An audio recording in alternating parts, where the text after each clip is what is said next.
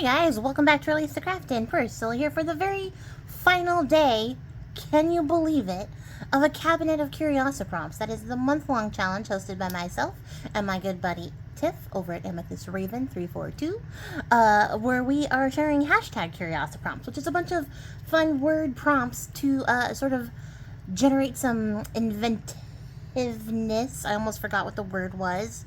Words are really hard. So I did a whole challenge full of words just to make it even more difficult. You know, guys.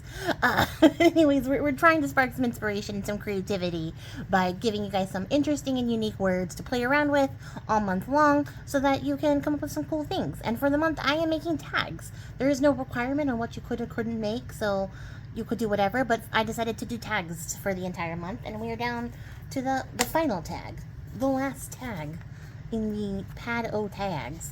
And I got asked this question again recently, and I know I talked about it before, but just in case, this was a watercolor paper pad that I trimmed the edges off to make into tags, and then have been using that as my little tag booklet since then. So it was a little 4x6 watercolor paper thing that I turned into tags.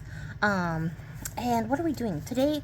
For the final day of a Cabinet of Curiosiprompts, we have Lichenous, which is an adjective meaning covered in or resembling lichen. So you guys, let's make something lichenous, and we will get in there. If it's lichen, then it has to be lichenous. It's not going to be lichenous, because I want it to be lich. I want it to be the lich, because I'm a nerd. But it's not. It's lichen. And I have an idea to turn this tag into something very lichenous. But, you know, bear with me, because I don't know if it's going to come out that way. But I have a bucket of lace. In fact, I have a coffee bucket of lace, which I've had for a freaking century. And we're going to start there.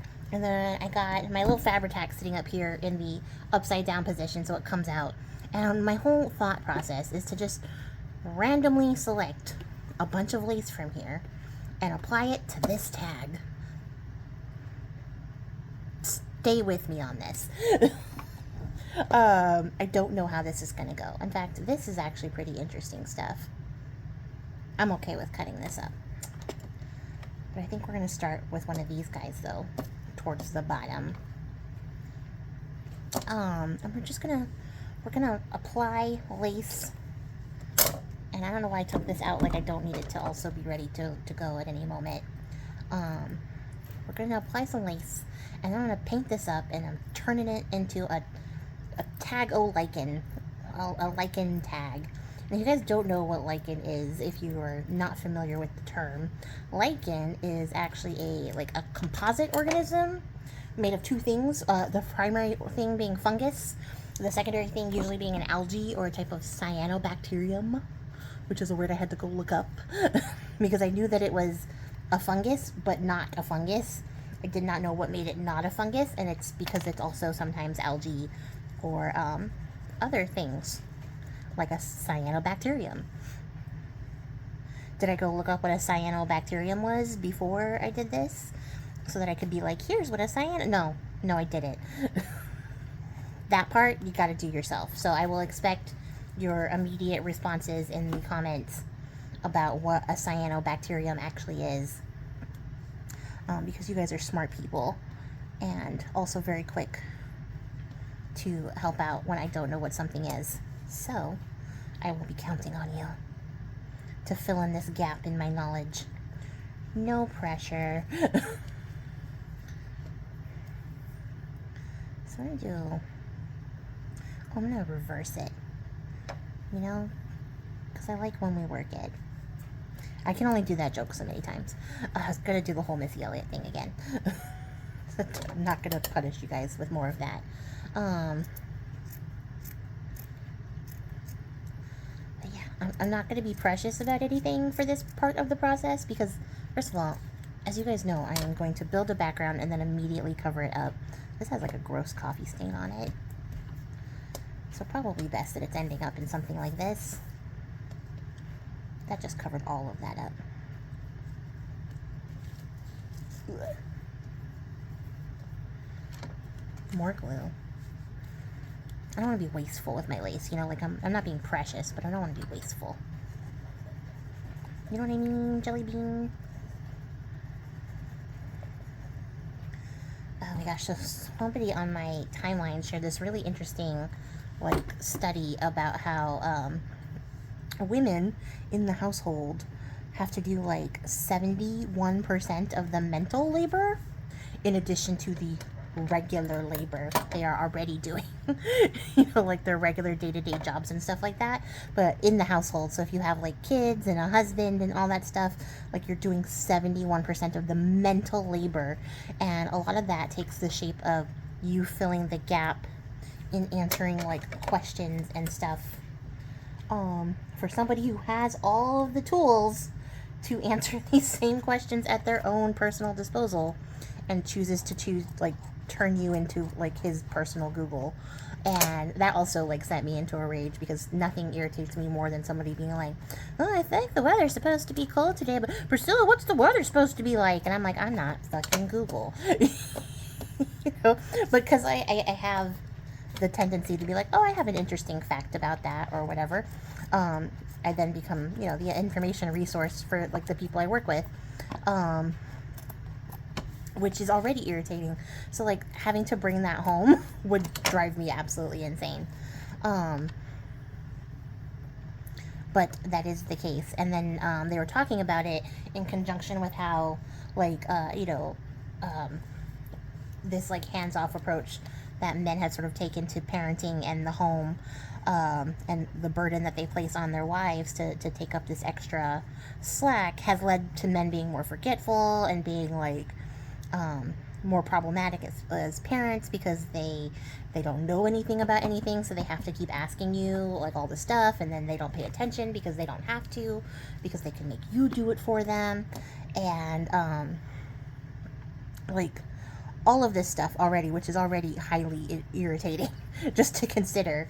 And then on top of that, they in addition to being forgetful and crap at their jobs, like they have now started to offset that labor onto like ChatGPT, and that comes with its own issues, because it makes people lose regular skills that they would normally have, like independent free thought. Oh, this is a really pretty like beaded applique thing. How can I get it in there? Maybe I'll get it in there at the end. Okay, sequin, thank you for your contributions today. I'll tuck you in there too, because why are you in here?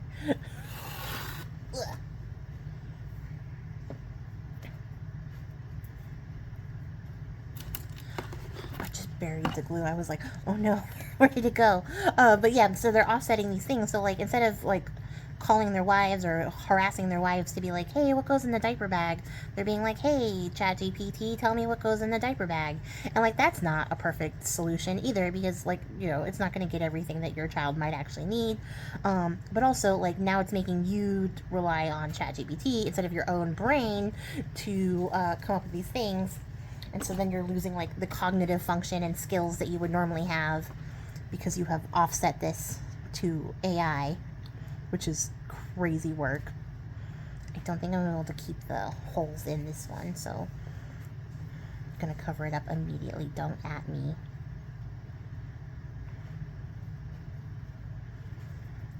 And so yeah, just like crazy things are happening. Oh, maybe I could tuck this in here, and that'll make just this little section look more interesting. Don't stick to me though. I'll get like a little texture variant here, sticking out. I like that. Might have to do that a couple more times. At any rate, like the whole little like blurb of the article was really fascinating to me, and I was like, oh. And then like by the time I got to the end of it, I was like, you don't even have a husband or kids. Like, why are you so invested in this? But I have like heard that little bit about like the mental labor that women have to do in the home before. I have heard that, but like I never even considered like the implications of adding AI to that and how that would also impact it. Because like it's one thing to have to like corral your family on the regular basis, but then to also have to add in AI and like factoring how that's going to impact like decisions that are being made and stuff like that. I can't even imagine having to factor that in. But also in the way in which I would want to like cause grievous bodily harm to somebody who was like, oh, well, I didn't pack this because I checked the GPT and ChatGPT didn't tell me to put it in the bag. I would fight somebody. Like, for any reason. It wouldn't even be like a diaper bag. It could be like a girl's trip. And if somebody was like, oh yeah, I didn't put any sunblock in my suitcase because ChatGPT didn't tell me to, I would fight them. I would fight them all the way back to the airport. They would have to go home. The trip would be over for them in particular. Nobody else. Everybody else gets to stay on the trip. Especially if they pack their own bags. But like, I can't even imagine just offsetting that responsibility to like an AI and being like, yeah, I'm gonna let this think for me. But I watched a comedian do a whole set about it. I'm gonna tuck this up here because it's actually really big and it's eating up my other lace. Who did like a set, and then she was like asking anybody in the audience like, oh, do you use AI? And the guy's like, oh yeah, I do, so it can tell me like how to have a good day. And she was like, haven't you ever just decided to like have your own good day? Like, wouldn't that just make it a good day if you did it yourself? And he's like, yeah, but I don't know like what I would do. So she was like, oh, we're witnessing like real-time AI psychosis because this guy doesn't know how to have a good day without AI telling him to in the first place. And then I was like, oh, that's rough, buddy.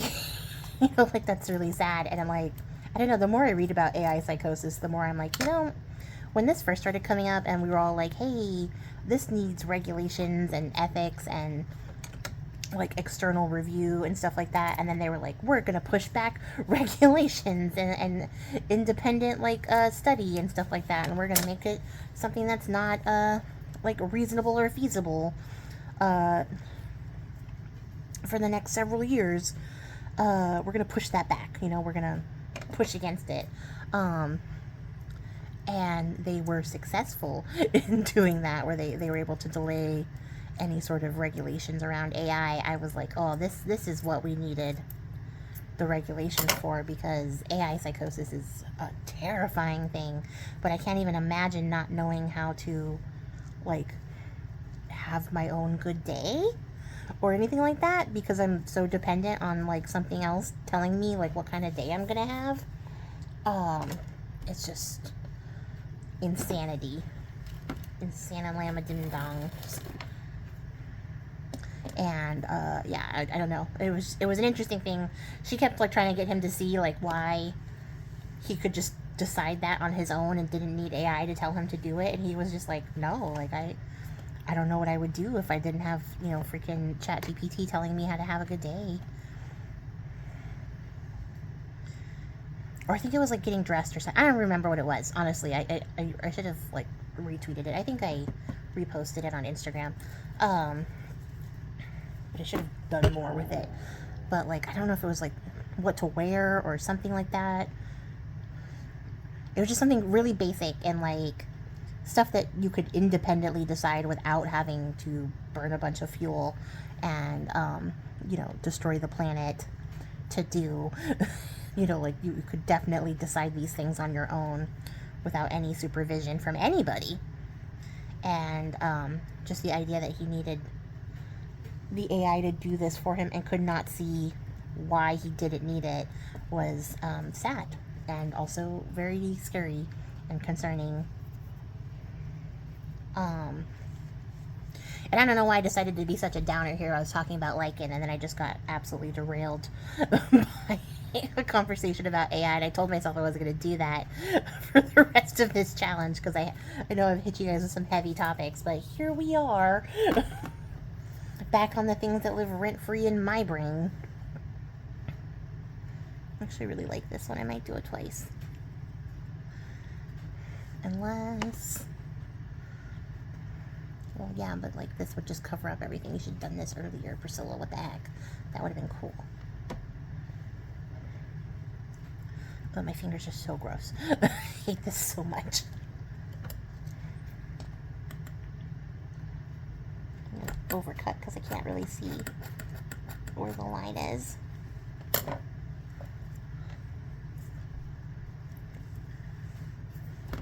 make sure that we have enough glue up the top here, because the last thing I want is for this to like pop off.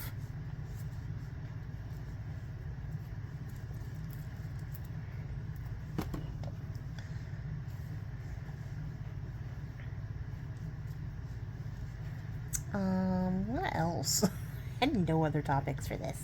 You think I would have prepped better for the final episode. I did not.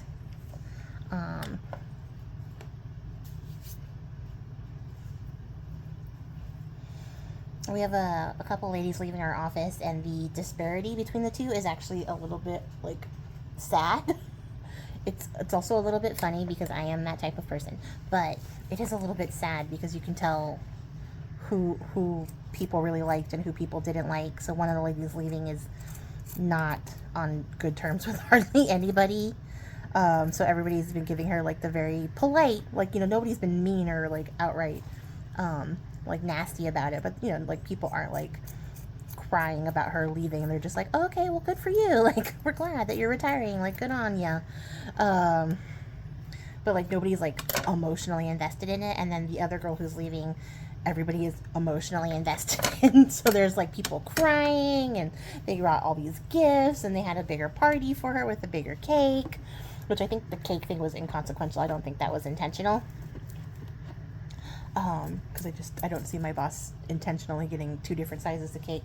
Although, maybe she did. She has known to be a little petty every so often.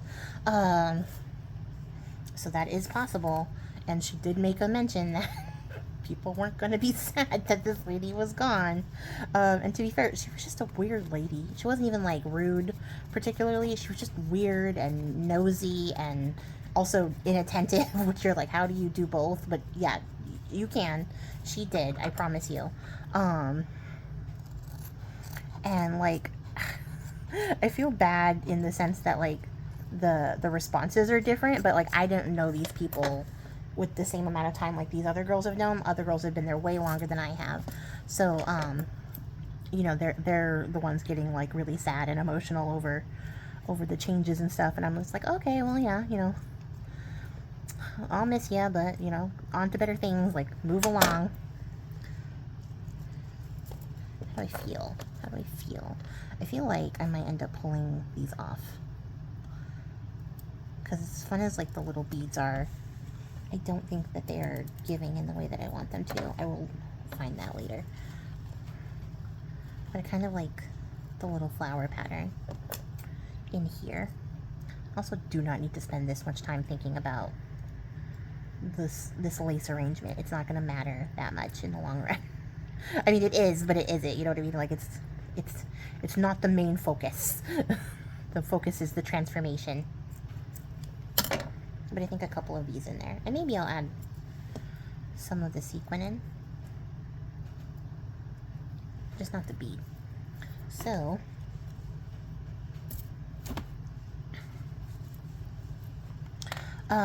yeah, we had a party for one of the girls today, and as per usual, everybody was super loud, so I got immediately overstimulated and wanted to go home. And then, I'm just getting it everywhere now. Get in there.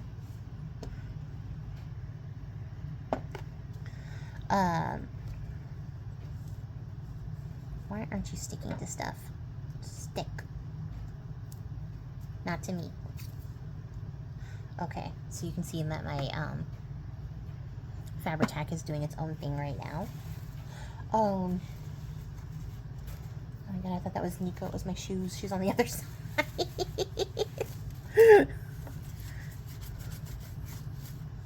Whatchamacallit? Stick.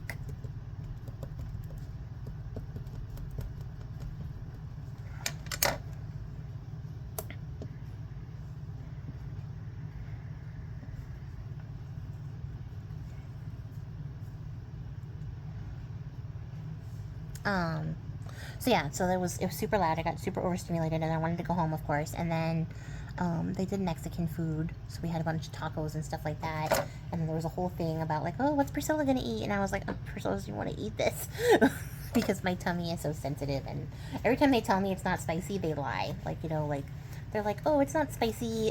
We just had 70 serrano chili peppers and 6 habaneros in here, but it's not spicy at all. And I'm like, okay, again, if you put a serrano in there, it is too spicy for my sensitive baby tummy, which is at odds because my mouth is not a sensitive baby and is like, give me the serrano. And I'm like, I can't. I cannot do it because it hurts. But like, in regards to these girls in particular, when it comes to this, we have been doing this for a while, and then it's just gotten to the point where I'm like, I'm not even going to eat the food that you guys are bringing, so like, don't count me in, because you're going to tell me to my face that it's not spicy at all, and then as soon as I take a bite and I'm like, ooh, I'm going to die, you're going to be like, yeah, it was actually, you know, the hottest chili pepper in the world, and we kept hearing you talk about how your tummy is really sensitive, and all that, but we didn't care. We decided to trap you.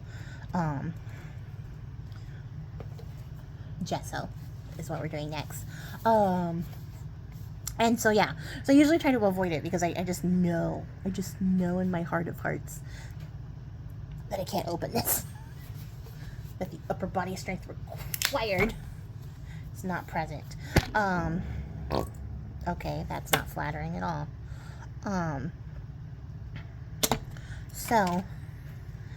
But this time they were all like, what's Priscilla gonna eat? And I was like, Priscilla's gonna be fine, because I'm a vegetarian. I don't know if I've said that recently, so some of you guys might not know what the issue is. Others will know. But, whatchamacallit, so, I just ate that right up, didn't it?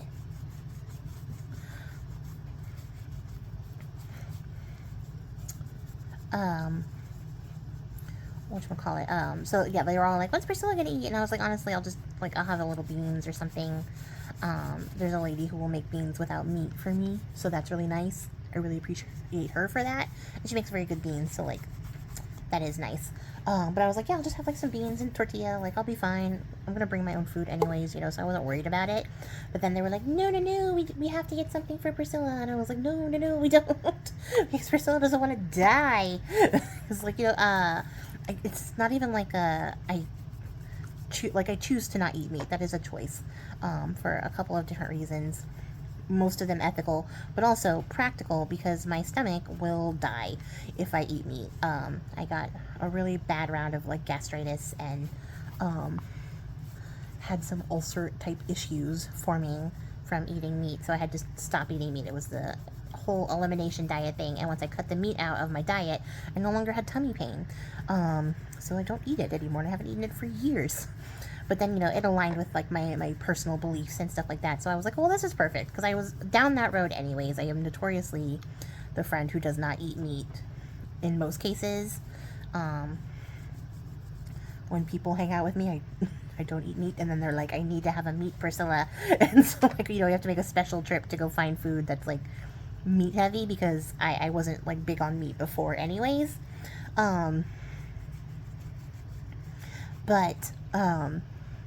Whatchamacallit, so like the transition to vegetarianism was not a stretch for me whatsoever. It was actually very easy for me to do.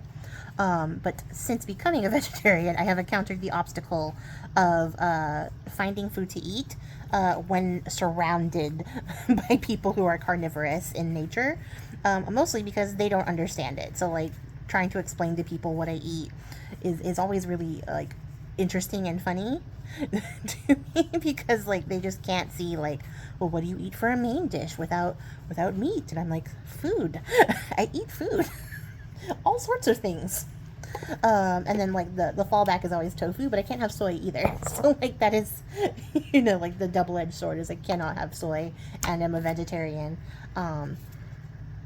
So then they're like, well, if you don't eat tofu and you don't eat meat, like, what could you possibly eat? And this has always been like a funny thing in the office, because like, I have to reaffirm every so often that I still in fact don't eat like fish. I consider fish to also be meat. So I don't eat it either. And then they're like, but fish isn't really meat. And I'm like, no, I don't think the fish would like disagree. You know, like, I think the fish would consider its meat to be meat. Like, those are its muscles. Definitely, for sure. You know, which is always like really funny to explain to people, but like, I don't know what it is where they're just like, oh, you don't eat like meat. fish. No fish. So like I have to do that every couple of weeks, just, reaffirm. I still don't eat fish. Fish is still meat to me. And then, like, whatchamadoodle, then it's like, okay, well, we're making tacos, so what could you possibly eat without meat? And I'm like, beans, rice, any vegetable, pico, salsa, cheese, lettuce, tomato, onions. There's so much that can go in this taco. And they were just like so baffled by it, like this last time, where I was like, no, I'll just have beans. And they're like, well, yeah, but like, what are you going to put in your taco? And I was like, beans and cheese, probably with some pico, because I like pico, and I can handle a jalapeno. And then they were like, but you can't just have beans. And I was like, yes. Yep, yes, I can. I can absolutely just have beans. I eat a lot of beans. It's like my main source of protein. Also, I just really enjoy beans. So like, I'm not mad about only having beans. Having only beans is a good day to me. But they were like so flabbergasted about it that they were like, we're going to make you some vegetables. And I was like, okay, not necessary. I am totally content just having beans. And then they're like, yeah, but no, you can't just eat beans. You have to have something else with it. And I was like, okay, you have to have something else with beans. I could just eat a bowl of beans. And the solution this time was, we're going to make Priscilla vegetables, but we're not going to tell Priscilla that they're spicy as shit. Is what we're going to do, because for whatever reason they made these like really yummy looking sauteed vegetables, and I was like, okay, great, like I'll get a decent amount, I'll be fine, I'll have beans and vegetables and my tortillas, I'll be good. And then yeah, like a couple bites of that, and I was like, oh no, I have erred, because my tummy is already rumbling and this is spicy. And then I was like, why are the vegetables spicy? And then they were like, ooh, we just cooked it with some of the jalapeno salsa. Oh, and also in that salsa we used 30 serrano peppers. And then I was like, I am going to die. I am going to go clean up. And then I will come back. And so yeah, my tummy hurts today, which also led to my cranky behavior as time wore on, because they were loud and my tummy hurt. We're gonna let this dry. I'm gonna clean this up myself up, and then we will come back and see how we finish this. Okay, so we are dry. We're honking. It is solid. And then I'm going to now make this look like lichen, or I'm gonna hope that I make this look like lichen and not just some lace. Although the prompt is lichenous, so it has to be like lichen. It does not have to be lichen. So I'm going to tell myself. So I'm going to use some bundled spray.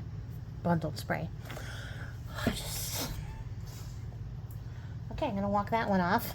I'm going to use some Distress Oxide Spray in Bundled Sage. That is the color I am using.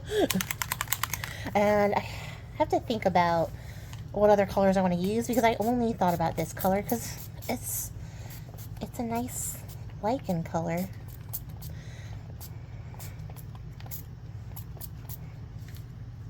So yeah, that's to start. Oh, I just washed my hands and I want to put it directly into that. So I'm going to move this out of the way. Pick up some of the excess. Some book page. And not tear this very well. For a later date. While I think about ways to make this look more like lichen.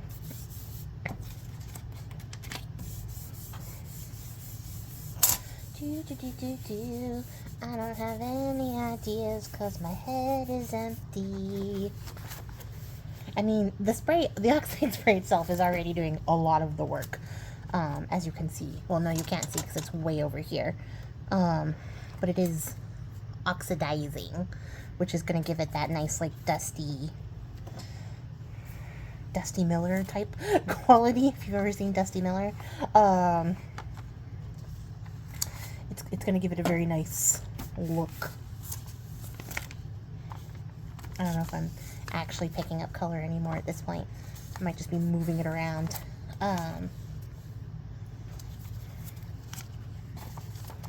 But yes, it is It's going to give it like this sort of powdery effect that some lichens have.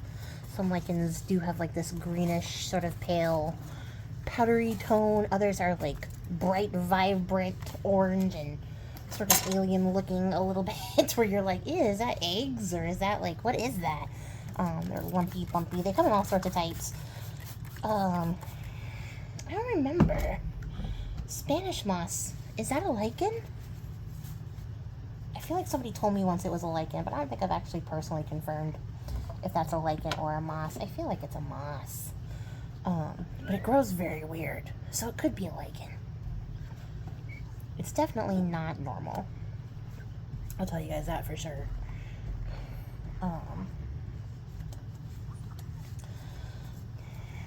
And I was thinking it'd be fun to do like a bunch of different colors on this, but now that I'm staring at this, I kind of like how it looks. So let's play with what color palette we have here. And then I'm going to see, getting a little water on this, if that oxidizes it a little bit more. Because I do like the oxidization color. I think that's the closest to lichen that we are going to get. And then I'm going to give this a bit of a dry while I consider my options. Okay, so give it a little bit of dry. I didn't go for like full 100% dry. It's actually still damp because you can see it dry through the back of the tag. I grabbed some evergreen bough for starters while I consider things. Because I do think it would make a good low level. So I'm going to come here with my paintbrush, and it's dry. It's a dry paintbrush. And I'm just going to sort of pick and choose where I'm going to go. And we're going to add a little bit of dry brushing in here.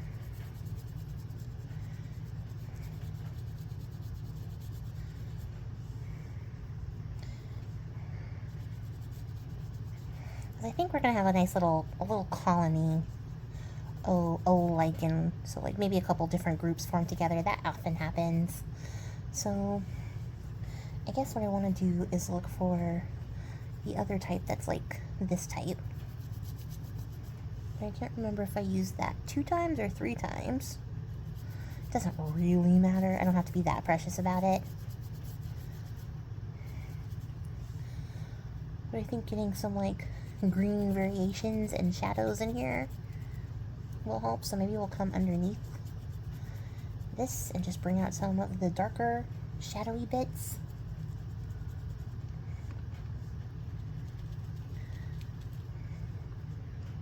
Where those like ruffles are. Little ruffles have ridges. And just give it a good little dry brushing to build up some color changes here, a little variation. I don't know how well that's going to show up on camera, but I see it in person very nicely. And maybe under here, we get a nice little shadow going under here as well.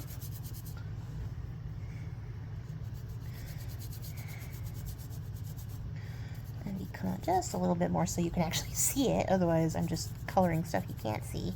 There we go. That's better. And I'm going to clear off my brush and see what other color we can get in here. What a nice, like, yellow color. Like a fossilized amber. Then you can make the little flowers, little patches of yellow. And this will be like the little yellowy bits of lichen. And I don't know, I'll show you guys up close in a second, because I'm dry brushing, so I'm only catching like the raised edges for the most part. So that green is still coming through in a way that I think is really effective to make this all look lichenous. But it can also be a bit more heavy-handed, I think, with some of the color. But I do like the variation that we're getting.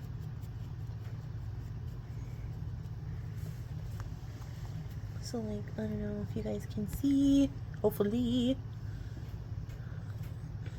We're getting little pops of color here and there. Because lichen can be very, very vibrant. It can be, as a matter of fact. So let's see, what else can I pop in here? More green is obvious.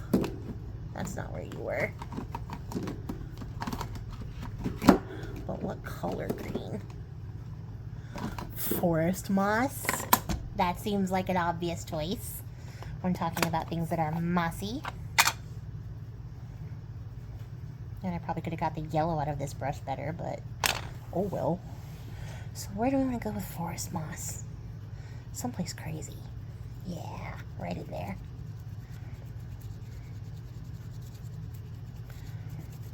There's still a bunch of yellow on this brush. Dang it.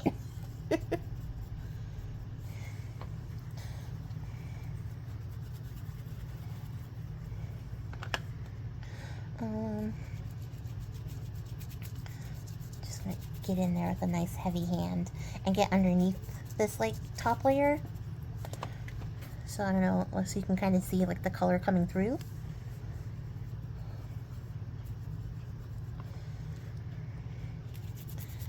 I'll get under here too. I am unintentionally oxidizing my forest moss because there's a little bit of water on my brush from changing out the colors. So I'm gonna come tamp it off over there so I don't keep dragging water into my bit. There we go. We're getting that nice dark color again.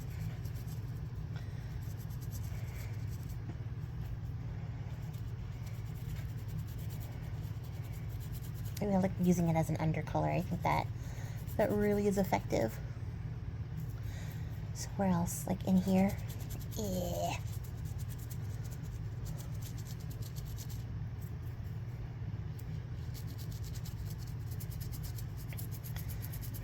Yeah, that's great.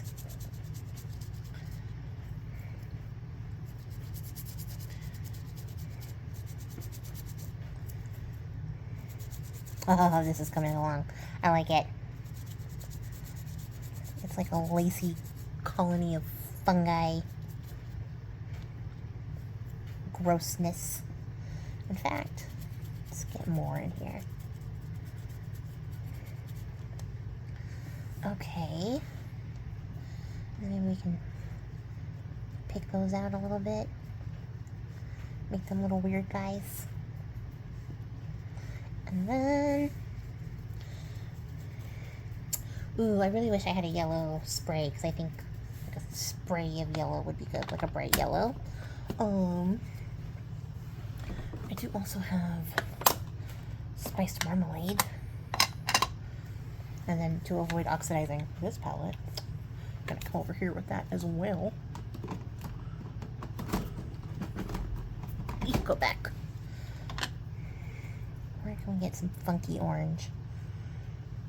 Maybe like on the edges? Oh yeah, there we go. Now I'm just having a good time. Like, this is what's happening. A couple of orange highlights in there.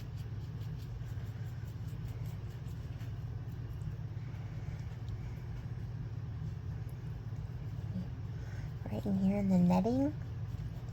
Delicious. I love it. Another.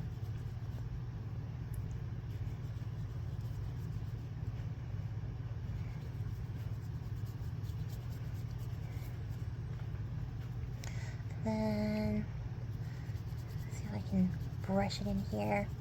A little pop of color. And catch these edges. Being really light-handed with like my brush strokes. I know I'm going very fast, but like I'm very light with my strokes so that I don't like get too crazy with the color. Although now that I have done the orange, I think I want to make the flowers orange. Don't at me. Changing my mind. I think the orange stands out more than the yellow did.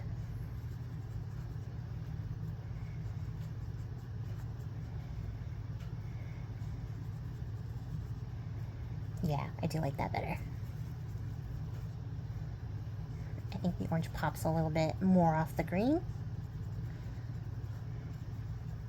So they're not quite contrasting, but they're pretty close too, because red would be the contrasting color. So there's a little bit of red and orange. So I think that's why it stands out so nicely. What do you guys think? I kind of love it.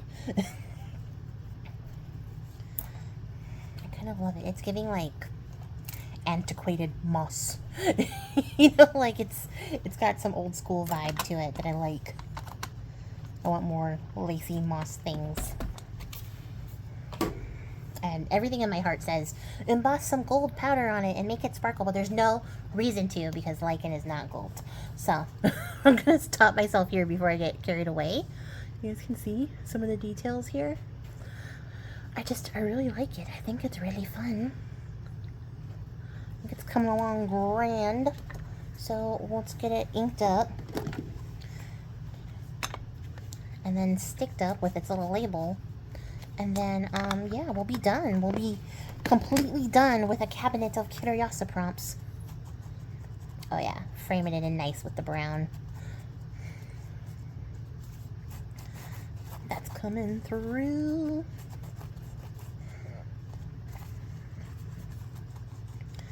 And then we're going to make our unnecessary border in the back. I have to remember to let this tag sit out because it's still a little damp back here. That's okay. The last one, I can't believe it. When we started this, I did not think, like, I don't know what I was thinking. Honestly, I was just like, oh, there's so many. There's no way we're going to get to the end of this. There's been so many amazing things made so far, but, like, I just didn't think I was going to get there. And now here we are, and I'm, once again, sad to see it go, because I'm having a good time. Like I said, people have been making amazing stuff. I've been really enjoying it and getting to meet new people. That's what it's kind of all about, building community, making new friends. I got to see some fabulous makes, pick up some inspiration to use later. I got some new backgrounds I got to try out on a grander scale. You know, I learned a lot doing this challenge too, which I think is really fun and like the cool thing about it. So I just want to say thank you guys for hanging in for all 31 days of #Curiosiprompts. That's a Cabinet of Curiosiprompts hosted by myself and my friend Tiff over at AmethystRaven342.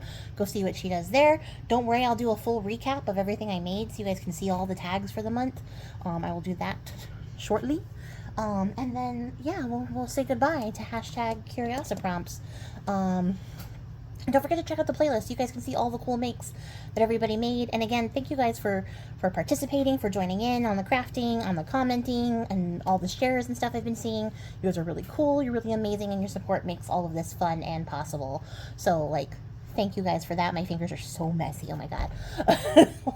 Like, I got so distracted. But I want to just say, like, thank you guys. Even if you're not joining in the challenge itself, just like joining in the watching, and those of you who are commenting, liking, all that kind of thing, like, you guys are amazing. Thank you for supporting not just what I do here on the channel, but what we're all doing here in the YouTube space and this community and stuff like that. It means a lot, and I just really appreciate you guys for it. And I am so excited to bring more stuff for you guys coming up here, so stay tuned for that. And like I said, I'm gonna take a little break, but it's not gonna be a long break because I'm not super tired. So I'll be back in action pretty shortly here, and we'll get to making some more cool stuff, and you can see what other things I have coming up. More challenges and stuff in the future for sure, so don't worry. I'm definitely going to be making more stuff, and I'll keep you guys posted as far as how everything goes and stuff like that, and all the stuff I have talked about so far. I'm not going to recap it all right now, but until next time, guys, I appreciate your faces. Happy crafting, and goodbye.